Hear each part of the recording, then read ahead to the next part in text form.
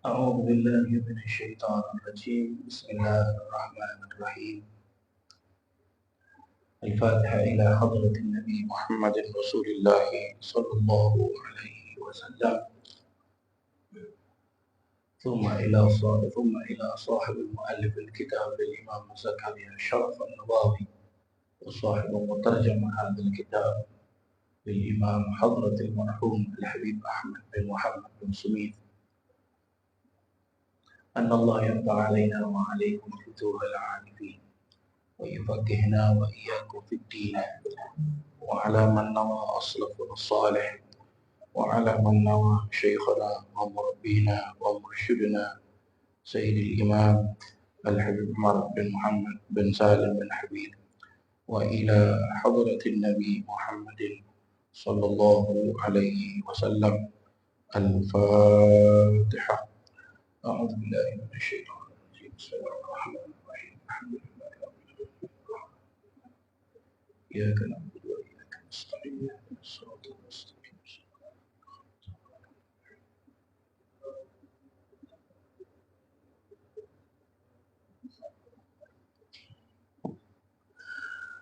بسم الله الرحمن الرحيم. نويت التعلم والتعليم وتذكر والتذكير والنفع والانتفاع والإفادة والاستفادة والحث على التمسك بكتاب الله وسنة رسول الله صلى الله عليه وسلم، ودعاء إلى الهدى والدلالة على الخير ابتغاء وجه الله وقربه وثوابه. اللهم صل على سيدنا محمد الفاتح لما أغلق والخاتم لما سبق، ناصر الحق بالحق والهادي إلى صراطك المستقيم، وعلى آله حق قدره ومقداره العظيم.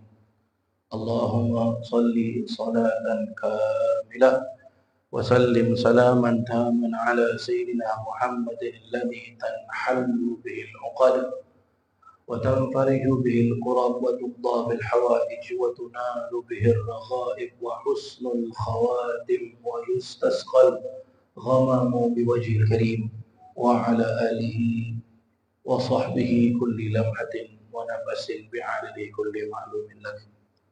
اللهم صل وسلم على نور الأنوار وسر الأسرار وترياق الأغيار ومفتاح باب اليسار سيدنا ومولانا محمد المختار وآله الأطهار وأصحاب الأخيار عدد نعم الله وإفضاله.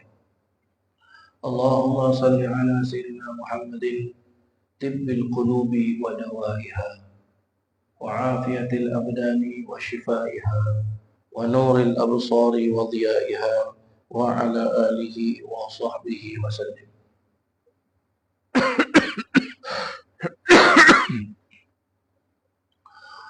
اللهم صل وسلم وبارك على سيدنا محمد النبي الأمي الحبيب العالي القدر العظيم الجاه، وعلى آله وصحبه وسلم. اللهم صل على سيدنا محمد نورك الساري ومدادك الجاري، واجمعني واجمعنا به في كل أطوار، وعلى آله وصحبه يا نور. اللهم صل على سيدنا محمد مفتاح باب رحمة الله عدد ما في علم الله، صلاة وسلام دائمين بدوام ملك الله، وعلى آله وصحبه ومن والاه. اللهم صل وسلم على سيدنا محمد وعلى آله. قد ضاقت حيلتي أدركنا أدركنا أدركنا يا رسول الله يا رسول الله يا رسول الله صلى الله عليه وعلى آله وصحبه وسلم. Alhamdulillah, bersyukur kita kepada Allah Subhanahu wa ta'ala, kita dapat berjumpa dalam keadaan sehat walafiat. Mudah-mudahan perjumpaan kita ini diberkati oleh Allah Subhanahu wa ta'ala. Kita akan sambung pengajian kitab hadis Riyadhus Shalihin. Minta maaf pada jemaah sekalian, suara saya tak dapat besar. Saya tak sihat pada jemaah sekalian. Tapi saya niat membaca kitab Riyadhus Shalihin, mudah-mudahan menjadi obat. Dan mudah-mudahan kita semua yang sakit berkat kitab Riyadhus Shalihin, berkat Imam Nawawi, berkat hadis Nabi SAW, berkat para sahabat-sahabat Nabi yang meriwayatkan hadis ini, Allah sembuhkan sakit-sakit kita. Amin. Allahumma amin. Begitulah yang diajarkan oleh para alim ulama, para guru-guru kami. Ya, tatkala mereka sakit, mereka akan datang dengan niat belajar dan mengajar, dengan niat mudah-mudahan baca kitab Allah sembuhkan sakit. Nah, begitulah dia. Baik, kita akan sambung bab yang ke-60 dalam kitab Riyadhus Shalihin, bab yang memperjelaskan memiliki hati yang baik, memiliki sifat dermawan dan suka menginfakkan, membelanjakan hartanya di jalan Allah, dan mempunyai keyakinan bahawasanya Allah Subhanahu wa Ta'ala yang mengatur segala-galanya. Sampailah kita kepada hadis yang ke-6 dalam bab ini, dan ia merupakan hadis yang ke-547 dalam kitab Riyadhus Shalihin. Siapa ada kitabnya, muka surat 655. Wa anhu, dan juga dari Sayyidina Abu Hurairah radhiyallahu anhu, anna Rasulullah sallallahu alaihi wasallam qala, sesungguhnya Rasulullah sallallahu alaihi wasallam bersabda, qala Allah Ta'ala, Allah Ta'ala telah berfirman, berarti dia hadis qudsi, anfiq yunfaq alaik. Pendek saja hadisnya, anfiq yunfaq alaik, muttafaqun alaih. Ya, pendek saja hadisnya, ringkas, padat. Anfiq, belanjakanlah, dermakanlah. Apa yang dibelanjakan, apa yang didermakan, difahamkan di sini harta. Harta yang kita ada. Ya, yang difahamkan di sini harta yang kita ada.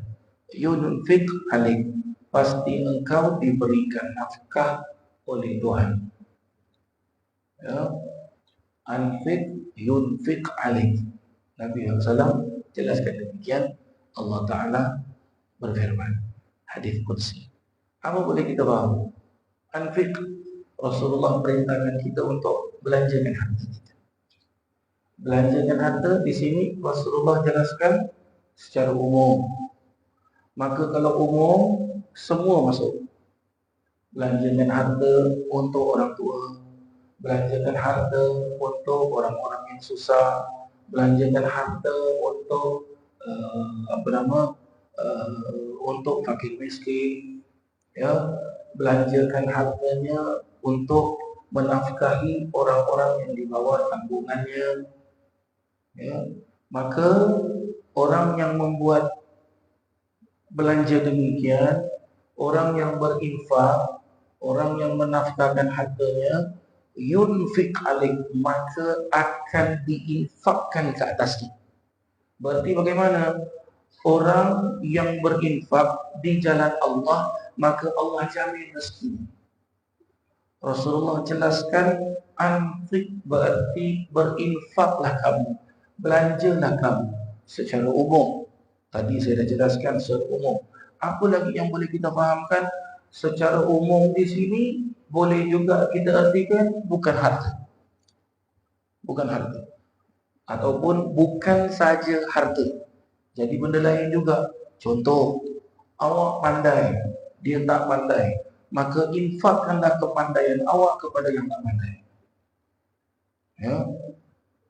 Infakkanlah kepandaian awak kepada yang tak pandai, supaya yang tak pandai itu dia jadi pandai.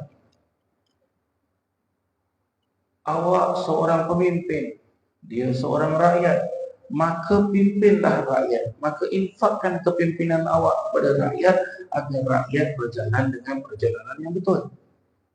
Itu juga makna dia anfik infak alih. Awak mempunyai ilmu, maka infakkan ilmu awak, maka Allah akan infak kepada awak. Bagaimana kita menginfakkan ilmu kita? Orang datang nak belajar, maka ajarkan ilmu tersebut, belanjakan harta tersebut. Maka kalau awak belanjakan harta awak tersebut, belanjakan ilmu awak tersebut, maka Allah akan infak kepada awak. Allah akan belanjakan harta Allah kepada awak. Bayangkan kalau Allah belanjakan harta Allah kepada hamba-Nya, maka hartanya akan menjadi bagaimana? Harta dia akan menjadi khairun minad dunia wa ma fiha, lebih baik daripada dunia dan isi kandung dunia. Maka kita mahukan Allah Subhanahu wa ta'ala menafkahi kehidupan kita, maka belanjakanlah, nafkahkanlah, dermakanlah, hadiahkanlah, sedekahkanlah apa yang kita miliki sesuai untuk diinfakkan, sesuai untuk dibelanjakan, sesuai untuk dinafkahkan, sesuai untuk didermakan, sesuai untuk dihadiahkan dengan jalan Allah yang betul. Jangan kita buat selain daripada jalan Allah, maka itu infak tak berguna, hadiah tak berguna, sedekah tak berguna, derma tak berguna, nafkah tak berguna. Sebab bukan di jalan Allah. Tapi kalau kita laksanakan di jalan Allah, maka dia akan jadi berguna. Itu maksud anfiq yunfaq alaik. Pendek hadis tadi, tapi luas maknanya. Mudah-mudahan kita dapat amalkan insya-Allah. Yang ketujuh, hadis selanjutnya. Wa an Abdullah bin Amr bin Al-As radhiyallahu anhuma, dari Abdullah bin Amr bin Al-As radhiyallahu anhuma, anna rajulan, mudah-mudahan Allah Ta'ala meridai kedua-duanya,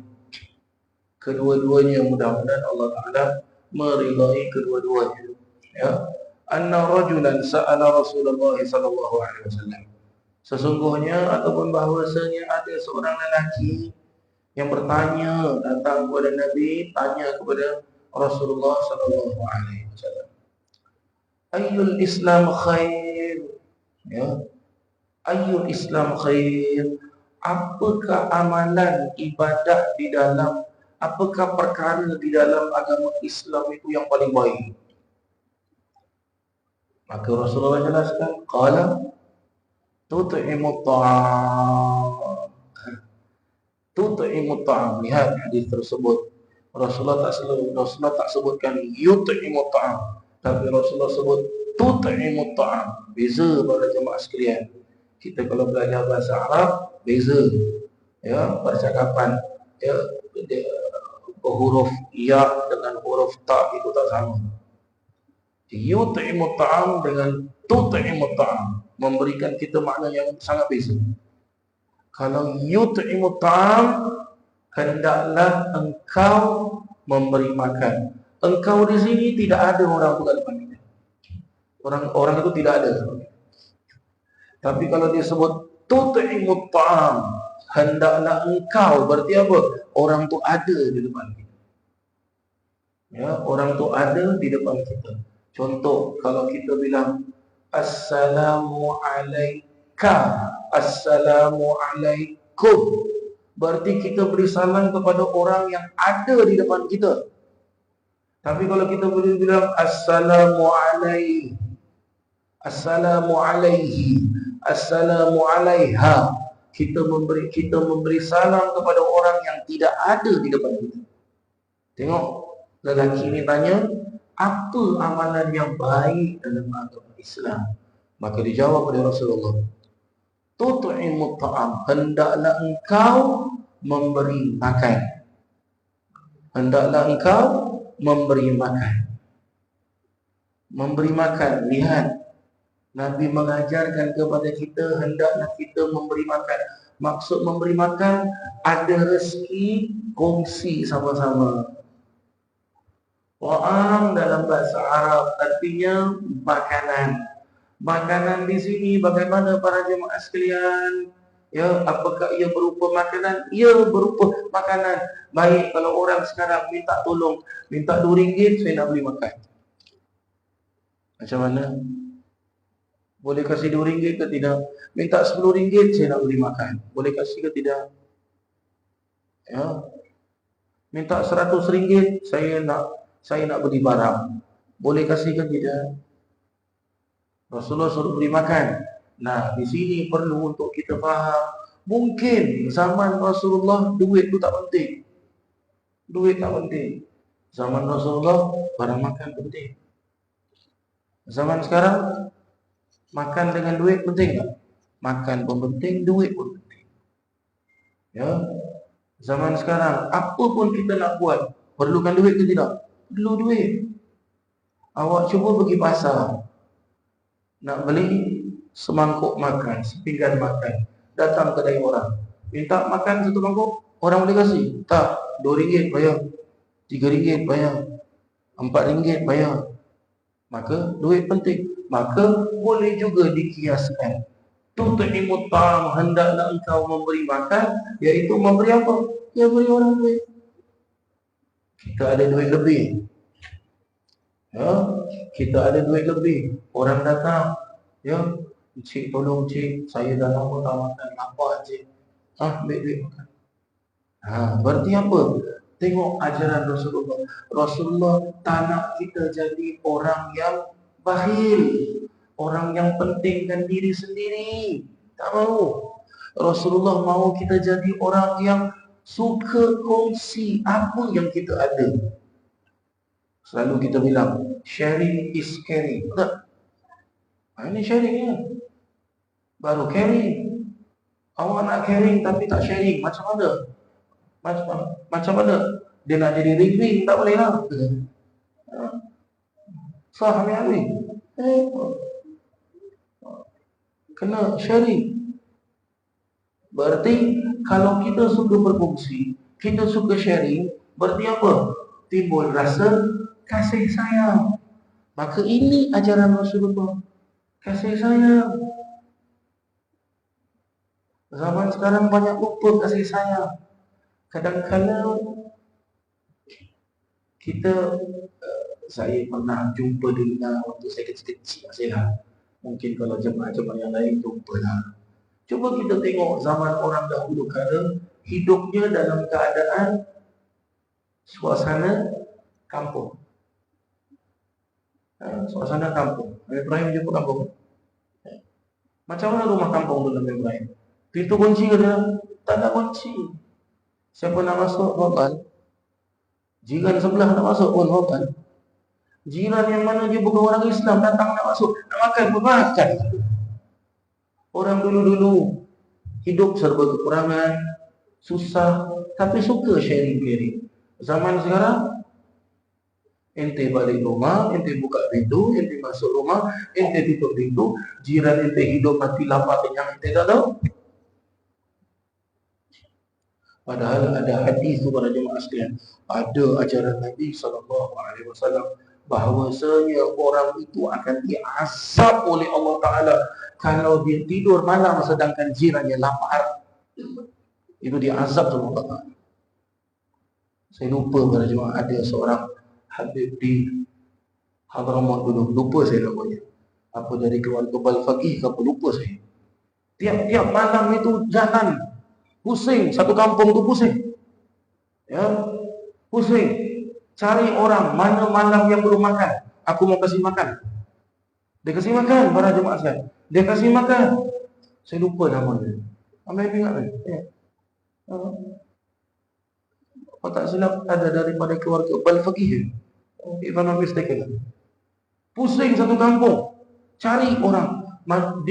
Dia malam hari orang tidur, waktu rehat. Jadi sebelum dia tidur, dia mau kasih makan. Lihat, sampai dia pikul barang makan. Allahu Akbar. Sampai bila dia dah sakit-sakit, dia beli keledai. Ya, dia taruh barang makan dekat atas kereta keledai. Dia duduk dekat kereta tu, pusing satu kampung, kasih orang makan. Zaman sekarang, Allah, yang penting saya kenyang sudah. Ente lapar, anak lapar. Allah. Dan apa lagi Nabi SAW menjelaskan ini? Wa taqra'us salam ala man arrafta wa man lam ta'rif. Oh, cantik, insyaAllah. Dan hendaklah engkau mengucapkan salam. Mengucapkan salam di sini apa yang kita faham? Assalamualaikum. Alaman arafta, ke atas sesiapa saja yang kau kenal. Wa man lam ta'rif, dan ke atas sesiapa juga yang engkau tidak kenal. Zaman Nabi mungkin sudah orang Islam. Assalamualaikum. Awak pergi Mekah, awak pergi Madinah, awak pergi haji, awak pergi umrah, masuk masjid, solat, ya, masuk masjid, beribadah, ya, awak selesai tawaf, selesai sa'i, ya, awak masuk shopping center, awak masuk kedai makan, jalan bertembung dengan orang angkat tangan, Assalamualaikum, Waalaikumsalam, Assalamualaikum. Habis solat kiri kanan, bukan family awak, bukan warga negara awak, tapi habis solat, Assalamualaikum. Ini satu perkataan yang kita tahu, satu dunia faham, dan inilah satu bahasa yang kita tahu, dan dia pun tahu Assalamualaikum, Waalaikumsalam. Cuba kita perhatikan ucapan itu. Assalamualaikum, salam sejahtera ke atas kamu. Kalau ditambah lagi warahmatullahi, dan rahmat Allah, wabarakatuh, dan ke semua keberkatan Allah. Dijawab waalaikumsalam warahmatullahi wabarakatuh. Saling mendoakan antara satu dengan yang lain. Berarti kalau Nabi sudah memperjelaskan untuk mengucapkan salam bagi orang yang kita kenal dengan orang yang tidak kita kenal, pasti ada fadilatnya. Satu. Nombor dua, pasti ada keberkatannya. Dua.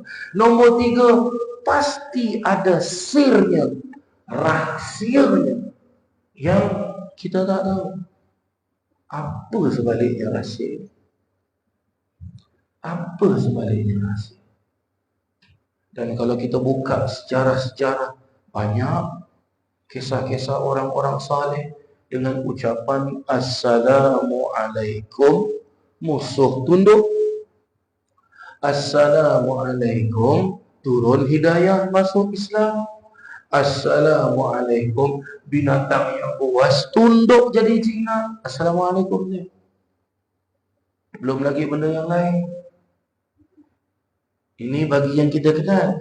Bagi yang kita tak kenal pun, Nabi suruh kita wa man lam ta'rif, dan Nabi suruh kita untuk mengucapkan salam kepada orang yang tidak kita kenal. Kenapa Nabi suruh ucapkan salam kepada orang yang kita tak kenal? Menunjukkan, melambangkan significance, signs of Islam, of the teachings of our Prophet. When we meet each other, pray for them. This is meaning. Mungkin berbeza dengan fahaman-fahaman yang lain ataupun dengan agama-agama yang lain. Jumpa mereka tidak mengucapkan Assalamualaikum, tidak mendoakan antara satu dengan yang lain. Ada yang mengucapkan hi, hello, nice to meet you. Tak maaf lah. Ya, kalau ada orang-orang kampung, orang-orang kampung kadang-kadang dia panggil, oi, ya, saya dulu, ya, sebab arwah dari sebelah family almarhumah umi saya punya bapa, ya, datuk saya, ya, isteri pertama dia orang Melaka, ya, ha, isteri kedua dia orang Singapura, isteri ketiga pun orang Singapura. Tapi kesian, cucunya tak dapat ikut jejak datuknya. Cucunya satu saja isteri. Ya, mungkin doa tok tu tak makbul pada saya pun. Ya, kita ikut dulu balik kampung dekat Melaka, ujung Basing. Terkejut saya. Tahu dia panggil, lah bau. Oh, no. Oh, rupanya ada orang sana. Lah bau. Ya, adat orang sana. Adat orang Islam, Assalamualaikum. Ya. Dan kalau tengok Nabi mengajarkan waman lam ta'rif, dan juga mengucapkan salam kepada orang yang kamu tidak kenal. Kita tengok didikan orang-orang tua kita dulu-dulu. Macam mana didikan orang-orang tua kita dulu-dulu? Jumpa orang dia suruh beri salam, tapi kalau bukan orang Islam dia suruh buat apa? Saya ingat masa saya kecil-kecil, ya, ikut bapa saya, dia bimbing saya pergi Masjid Aminah nak sembahyang Jumaat, turun lift, masuk lift, ya, lepas tu buka lift, ya, ada neighbor masuk.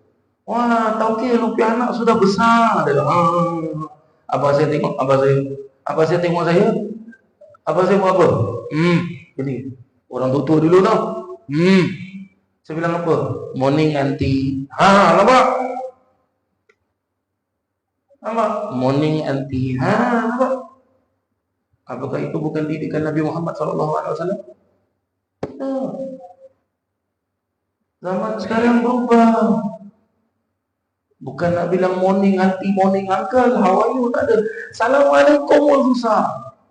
Kalau ucapkan Assalamualaikum, dia tanya nanti je lah. You kenapa bagi salam balik? Kenapa? Kawan sekolah tu, saudara mara tu. La haula wala quwwata. Tengok, kalau kita ikut betul-betul ajaran Nabi, penuh dengan kasih sayang. Nabi tak suka musuh-musuh. Nabi tak suka. Ya. Lihat, disuruh kita beri makan. Beri makan berarti apa? Kita tolong orang. Ada rezeki jangan lokek.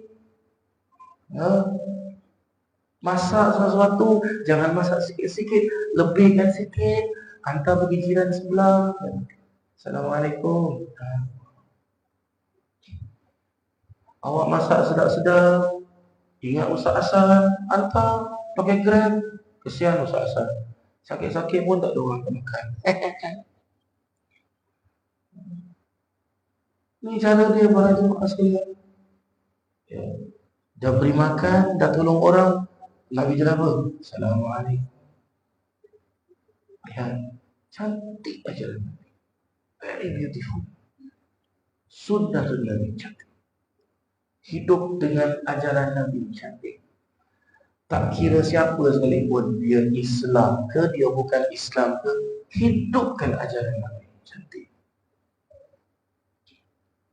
Sampai Nabi dia punya dermawan, sifat dermawan dia kepada manusia. Sampai ada jenazah Yahudi lalu pun Nabi bangun, walaupun tak boleh doakan untuk orang Yahudi sebab dia bukan orang Islam, tapi Nabi bangun. Nabi dalam keadaan penat tu, lelah, dalam hadis Nabi baru balik daripada perjalanan yang sangat jauh. Nabi duduk dengan para sahabat-sahabat, lalu jenazah orang Yahudi. Nabi bangun, sampai ada sebagian riwayat sahabat meriwayatkan, aku dengar seperti Nabi mengerang. Apa? Nak bangun tu sakit. Bangun, dia paksakan diri dia bangun. Sampai sahabat bilang, ya Rasulullah, ini jenazah Yahudi. Kata Rasulullah, apakah dia bukan anak cucu Adam? Tengok, Cantik budi pekerti Nabi SAW. Kita amalkan para jemaah sekalian. Budi pekerti Nabi ini amalkan. Walaupun yang kecil-kecil, simple-simple. Assalamualaikum. Amalkan para jemaah sekalian. Amalkan. Jangan sampai kita tak amalkan.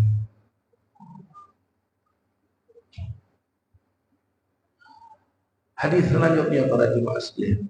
Wa anhu, dan juga daripada Sayyidina Abdullah bin Amr bin Al-As radhiyallahu anhu. Qala, ia berkata, qala Rasulullah sallallahu alaihi wasallam.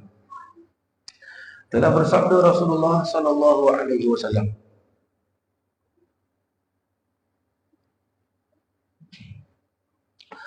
Arba'una khaslatan a'laha munihatul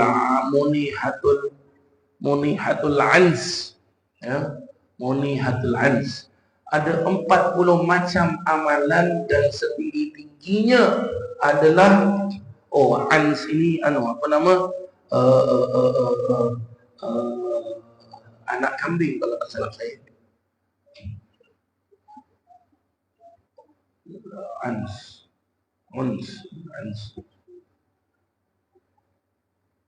Lah, bukan anak kambing ans ini.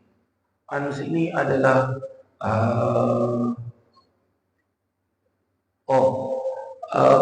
kambing yang baru melahirkan dan susunya tu banyak. Yaitu kambing betina yang baru melahirkan, susunya tu banyak.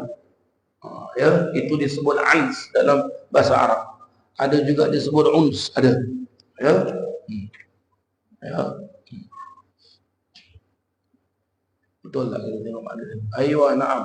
Meminjamkan kambing untuk diambil susu. Na'am, sahih, betul. Ya, ada 40 macam amalan dan setinggi-tingginya adalah meminjamkan kambing untuk diambil susunya.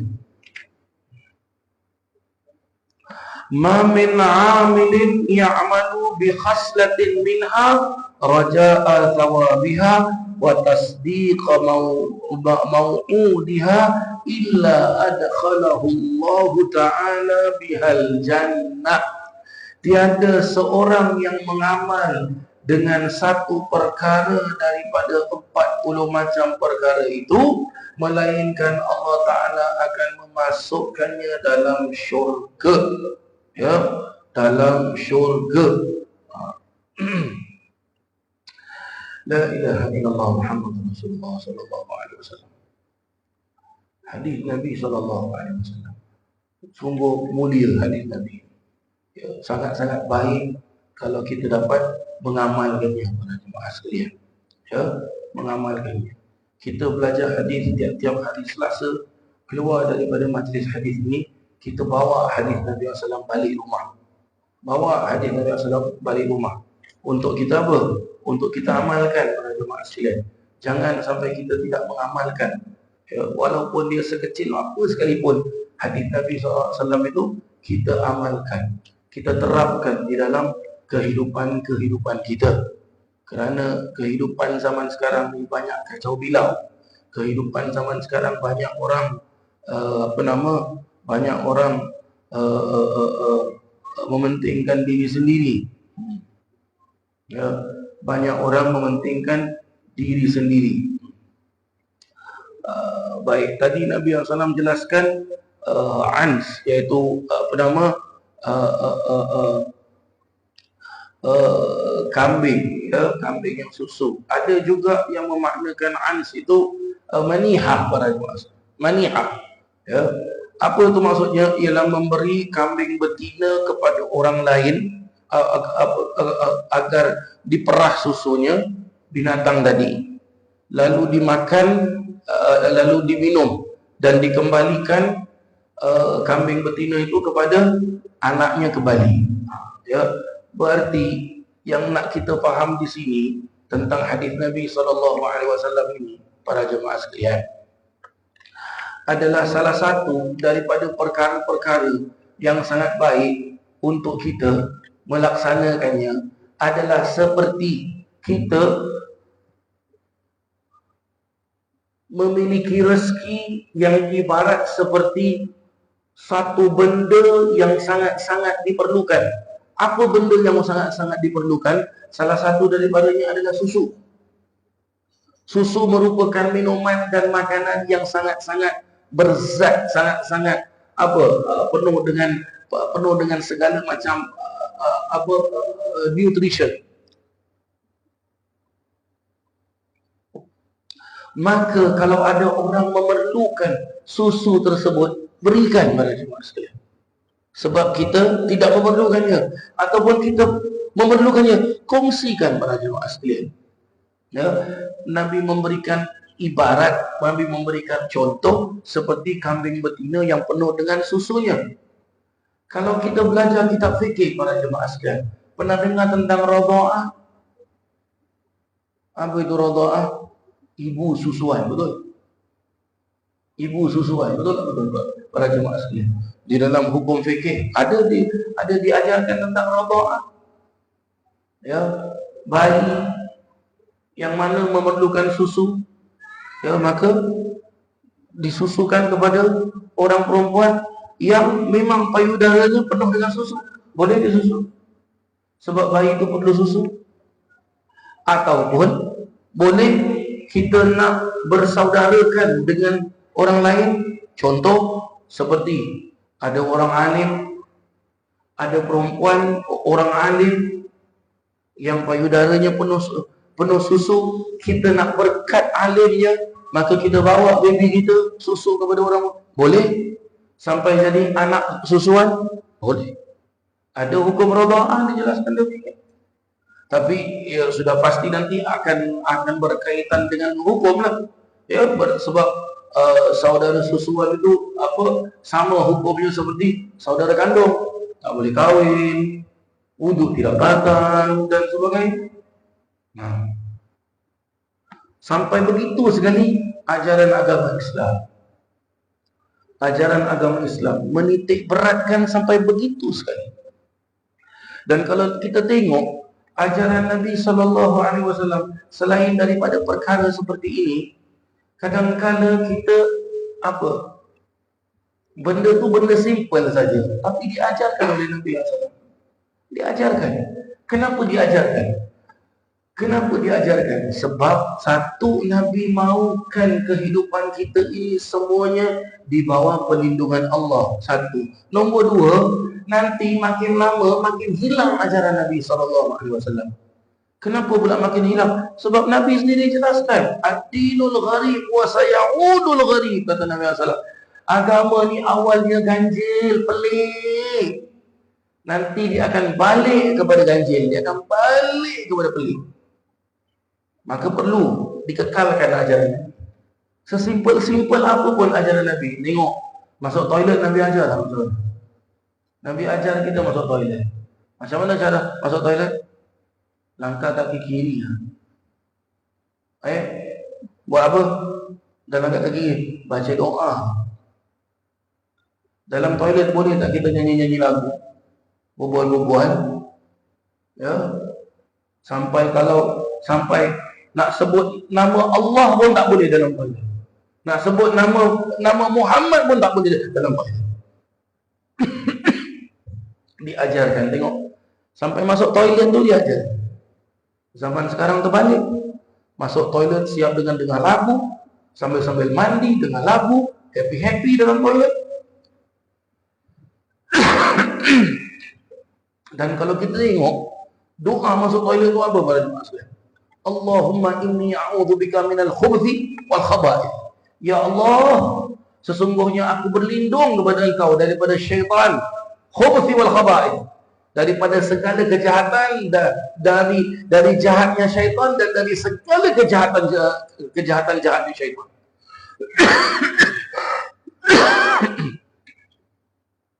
Apa boleh kita faham kepada jemaah sekalian?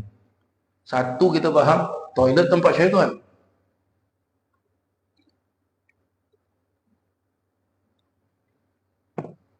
Apa jahat dalam toilet para jemaah sekalian? Adakah kejahatan dalam toilet? Ada.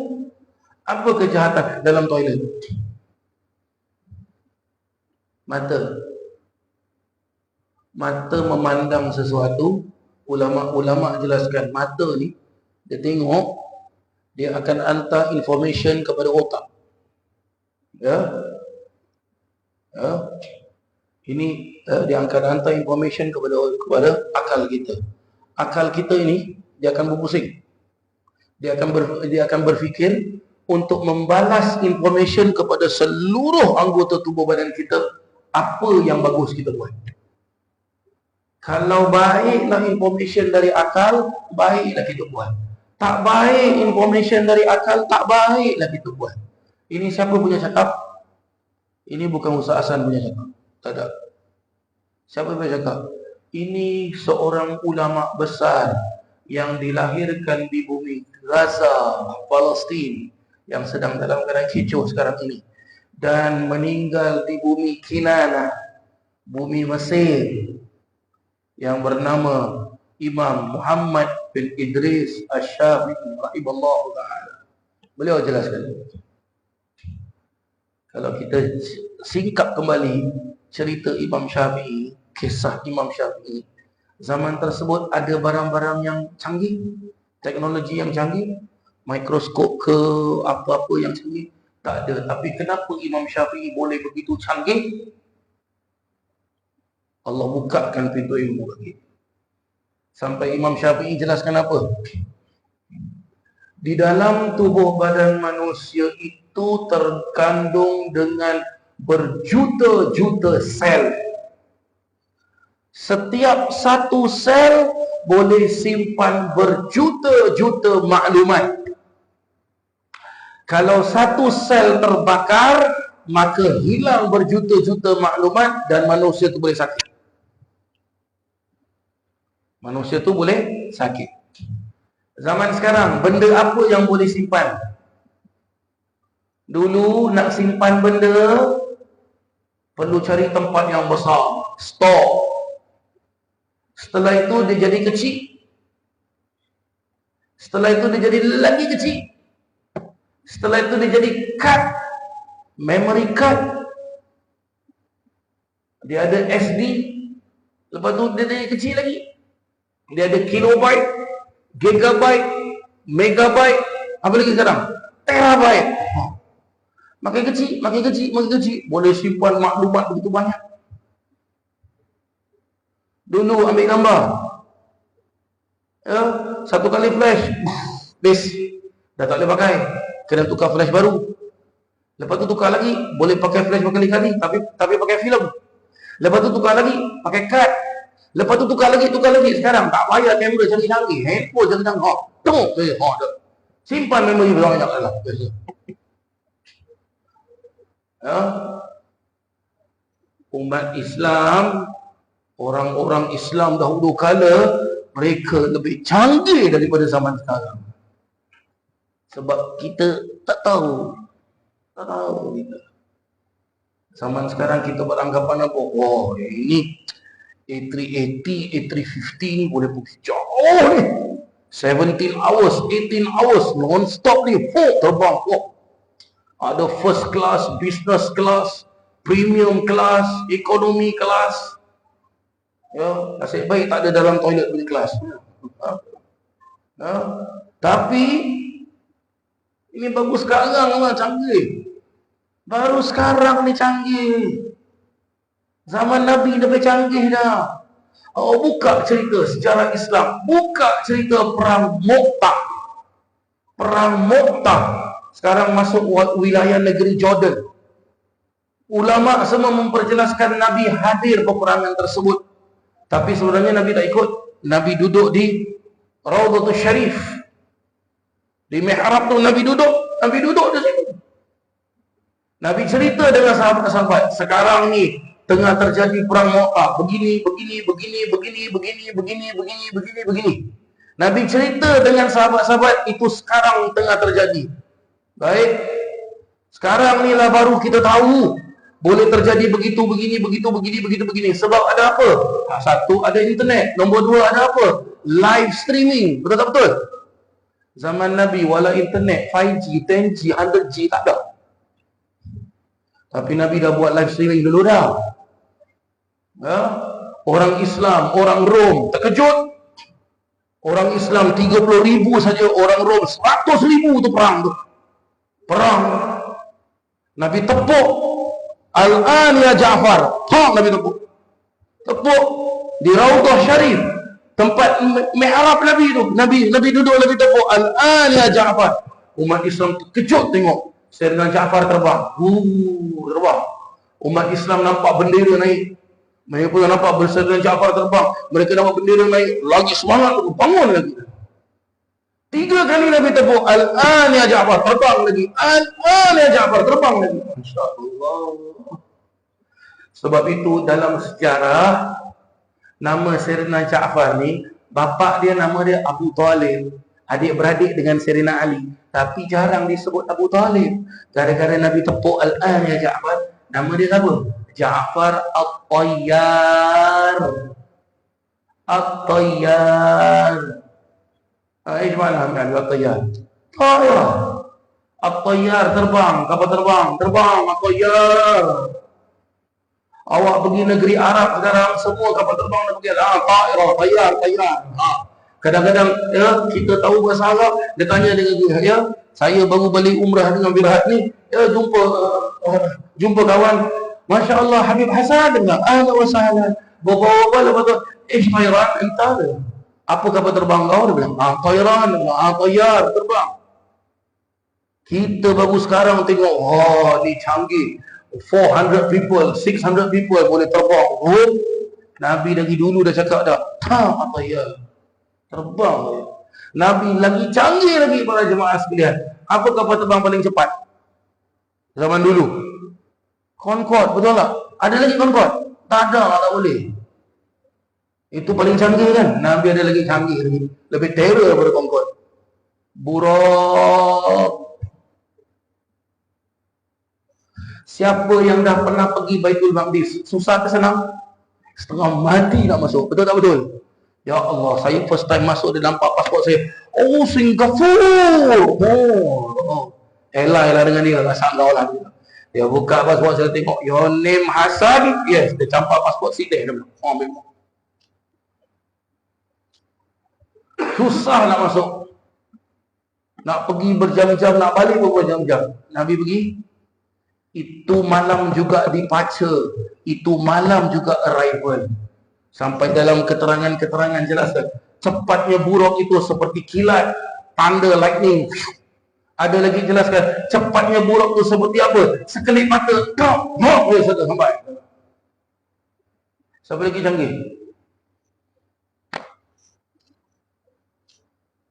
Hakadha para jemaah yang dirahmati Allah. Hakadha, ini dia ajaran agama Islam. Cantik ajaran agama Islam. Disuruh kita tolong menolong antara satu dengan yang lain. In tansurullah yansurukum. Allah sebut dalam Al-Quran tu. In tansurullah, kata Allah, jika kamu semua menolong Allah, yansurukum, Allah menolong kamu. Maka tolong Allah. Apa maksud tolong Allah? Maksud tolong Allah, ya patut taat sama Allah. Allah suruh 5 waktu, ya 5 waktu. Jangan jadi 4, jangan jadi 3, jangan jadi 2, jangan jadi 1, jangan jadi tak ada sama sekali. Apa? Nabi suruh kita apa lagi? Ihfazillah yahfazak. Peliharalah kamu Allah, Allah akan pelihara kamu. Apa maksud pelihara Allah? Kita nak kena jaga Allah. Tak. Apa yang Allah perintahkan kita, itu kita jalankan. Maka Allah akan jaga kita. Allah akan jaga kita. Buktinya siapa orang yang menolong Allah dan siapa orang yang Allah tolongnya? Siapa orang yang menjaga Allah dan siapa orang yang Allah jaganya? Contoh paling besar bagi kita adalah Sayyiduna Muhammad. Nak ambil contoh depan mata kita sekarang. Sekarang ni, boleh saya kasih contoh. Boleh saya kasih contoh. Senang tak susah. It's up to you to believe it or not. It's up to you. It's in front of your eyes. Awak pergi Palmerun, ada apa? Ada apa Palmerun?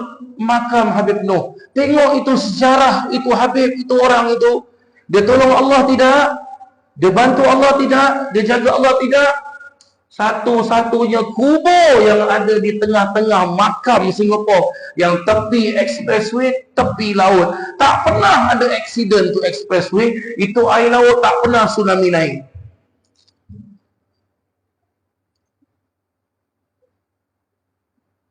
Lihat para jemaah sekalian. Habib Nuh dengan Rasulullah, dia memang keturunan Rasulullah, tapi berapa jauh Habib Nuh dengan Rasulullah? Ya, bukti para jemaah sekalian tadi. Ini Fathih, Isya. Bukti para jemaah sekalian. Hakala. Orang zaman dahulu kala tak ada alat-alat canggih, pun tak ada. Ini watch tak ada, ini handphone tak ada, mikrofon ni tak ada. Tak perlu alat-alat canggih.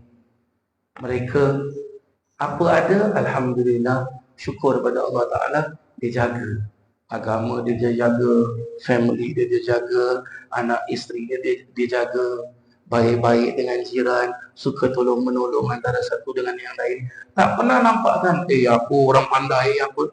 Semua hidup rukun, aman, damai. Alhamdulillah. Alhamdulillah, Masya Allah. Hakala begitu dia. Para jemaah yang dirahmati Allah Subhanahu wa Ta'ala. Mudah-mudahan kita semua dapat amalkan ajaran Nabi walaupun kecil bagaimana sekali. Mudah-mudahan kita keluar daripada masjid ini, keluar daripada majlis ini, mudah-mudahan kita dapat mengamalkan ajaran Nabi sallallahu alaihi wasallam. Balik ke rumah kita, kongsi dengan keluarga kita. Tadi kita belajar kat masjid ajaran Nabi begini. Amalkan. Sekecil apapun amalkan. Amalkan. Jangan sampai kita tidak amalkan. Mudah-mudahan Allah Subhanahu wa Ta'ala berkatkan kehidupan kita, ampunkan semua dosa-dosa kita, pelihara kehidupan kita. Al-Fatihah. Allah ya'fu anna wa an walidina wa an auladina wa an masyayikhina wa an muallimina wa an al-huquqi alaina wa an jami'il muslimin. Wa anna Allah yarzuqna al-futuh wal munuh wal rusuh wa salat jasadi wal ruh wa taubatan nasuh. Wa anna Allah yarzuqna al-ilma wal amal wa yahfazna min az-zayni wal salal. Wa anna Allah bijahi sayyidina Muhammadin sallallahu alaihi wasallam yaghfiru dhunubana wa yudhibu anna ghaiza qulubina wa yujiruna min mudillati fitani ma zahara minha wa ma batan.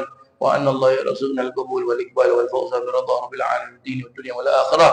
Wa anna Allah yaslu al-ibad wal bilad wa yarhamu al-ibad wal bilad. Wa anna Allah yahfaz alaina al-islam wal iman wa man ya'taduna rawaha wal qira'ata fi hadha al-masjid al Abd al-Razzaq. Wa anna Allah al-karim yaghfir lana wa lahum wa yakhtim lana bil husna وهو راض عنا في خير ولطف وعافية. وعلى من نوى المتقدمين في هذا المسجد، وعلى من نوى صاحب المؤلف الكتاب وصاحب مترجم هذا الكتاب، وعلى من نوى شيخنا ومربينا عمر بن محمد بن سالم الحفيد، وإلى حضرة النبي محمد صلى الله عليه وسلم. الفاتحة. أعوذ بالله من الشيطان. ربنا آتنا في الدنيا حسنة وفي الآخرة حسنة وقنا عذاب النار. صلى الله على سيدنا محمد وعلى آله وصحبه وسلم. الحمد لله رب العالمين. تقبل الله منكم.